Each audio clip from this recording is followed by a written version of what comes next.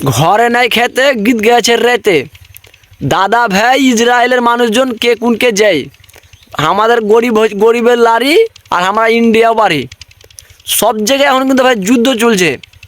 কিন্তু যুদ্ধ চলছিল প্রথমে কার ইসরায়েল আর ইরানের ওর সাথে ঝগড়া চলছিল। এবার ইসরায়েল ভেবে যে ইরানের কাছে টিকলি বোম আছে, টিকলি বোম বুঝতে আছে। এবার ইসরায়েল কিন্তু অ্যাটাক করে দেয় ইরানকে। এবার ইসরায়েল তখন এবার ইরানও পটপটিয়ে দেয়, ওরা ওটা টিকলি বোম ফেল দেয়।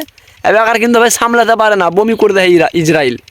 এবার ইসরায়েল থামতে পারে না, তো আমেরিকার সাপোর্ট লিয়ে যে ফাদারল্যান্ড যেটাকে কহে নাকি ভাতিয়ে ফাদারল্যান্ড কহে সাপোর্ট লিহে।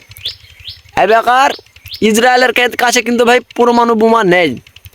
কিন্তু এখানে একটা বুঝো যে আমেরিকা কিন্তু ভাই পায়ে পা ধরে ঝগড়া করছে। এবার আমেরিকার নাগরিকও ক্ষিপ্ত হয়ে গেছে যে আমরা খামোকা ঝগড়া কেন করতে যাবো, অর্থনীতি কেন কমাতে যাবো, একটা বুঝার ব্যাপার হয়। এবার ইসরায়েল যে অ্যাটাক করেছে ইরানকে, ওর কাছে পরমাণু বোমা নেই ভেবে লাও। এবার ওর কাছে যেগুলো বোমা আছে এখন চলছে কত 2026 সাল। এবার ইসরায়েলে বম ফেলে ইরান লোক কত সালে জানো, 1956 সালের। नहीं नहीं नहीं सारुण के यहाँ कुछ तो गड़बड़ है, जरूर कोई ना कोई गड़बड़। এন একটা ভাবো যে ও যদি নতুন পুরাতন দিয়ে শুরু করে তো থামতে পারে না। এবার নতুন দিয়ে যদি শুরু করে তো কী হবে। টিকলি বোম বিহার বা ভেবে হলো যে টিকলি বোম আয় হরকায় বিহার গালা যেগুলো ফুটায়, এখন লে বুঝ ঠেলা। এবার সব জায়গায় ভাই যুদ্ধ চলছে, ওকে কোনো দেশ সাপোর্ট করে না, ইরান একলাই। কিন্তু আমাকে ভারত দেশে ভাই যুদ্ধ চলে না। কেন চলে না, আমার গায়ে পরমাণু বোমা আছে। প্রতিটা দেশ ভাই কিন্তু সহজে লিয়াই কিন্তু পরমাণু বোমা বানালছে। কিন্তু ভারতে এপিজে আব্দুল কালাম বলেই আজকে পরমাণু বোমা আছে। তার জন্য আমরা সুখ সুবিধা ভেবে রোজাটা করতে পারছি। নাহলে আজকে আমরা টিকলি বোম খেতে হতো, কারণ কাকে তাকে মারবে বলার কথা লাই। ওই লাগা বলছি ভাই যে কোনো একটা জিনিস আগে বুঝতে হয়, কিন্তু আর তো বুঝবে না।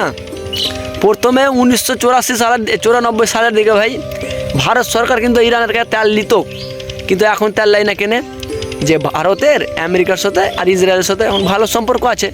এবার পার্শ্ববর্তী যেটা করবে ওকে শুনতে হবে। ভারত সরকার কিন্তু ভাই তেলের রেটটা আর দেয় না ওরকম। যখন কিন্তু ইসরায়েল ইরানের কাছে তেল নিত তখন কিন্তু তেল সস্তা ছিল কত ভাতিয়া 52 লিটার নাকি 52 টাকা ছিল। আমরা ভরেই নিজে আমরা তেল ভরেই। আর এখন তেলের রেট কত ভাই 105 104-105 টাকা। তবে ভাবো ওই লাগা কথায় আছে ভাই, লোকের বুদ্ধি সরকার নিজের বুদ্ধি হয় পার। নিজের বুদ্ধিতে কেউ কাজ করে না। আজকে যদি পরমাণু বোমাটা যদি না বানিয়ে যেত তাই আমার হালত কী হতো। এবার সবাই বলছে যে এখানে নাকি ভারত সরকারের হাত আছে। ওই ফাদারল্যান্ড আর মাদারল্যান্ড বলেছে, ইসরায়েল ইজ দ্য ফাদারল্যান্ড আর ইসরায়েল ইজ দ্য বাপকা বেটা, এরকম মেলে নেতারা বলছে। কিন্তু ওই ফাদারল্যান্ডের কাজ হয়নি, কাজ হয়েছে এপিজে আব্দুল কালামের ওই পরমাণু বোমা ছিল বলে আজকে আমরা ফাদারল্যান্ড হয়ে আছি।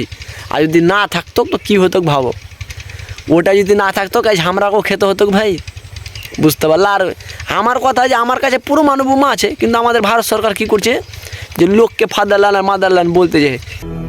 जिस राह पे तुम चल रहे हो बेटा, एक दिन बुरी तरह फंसोगे, उस दिन मुझे याद करना। কেন বলতে যাবো, আমার কাছে তো অস্ত্র আছে, পায়ে হাতে কেন হাত পায়ে ধরতে যাবো। তো ভাই ভিডিওটা যদি অলরেডি ভালো হয়ে থাকে তাহলে তো অবশ্যই শেয়ার করে দাও। যদি কারো গুডটা জ্বলে থাকে তো আমাদের সঙ্গে দেখা করো, ঠিক আছে। जय हिंद, वंदे मातरम, भारत माता की जय हो। शाबाश! मैं एक साधारण चूतिया होता तो पूछता ये वीडियो क्यों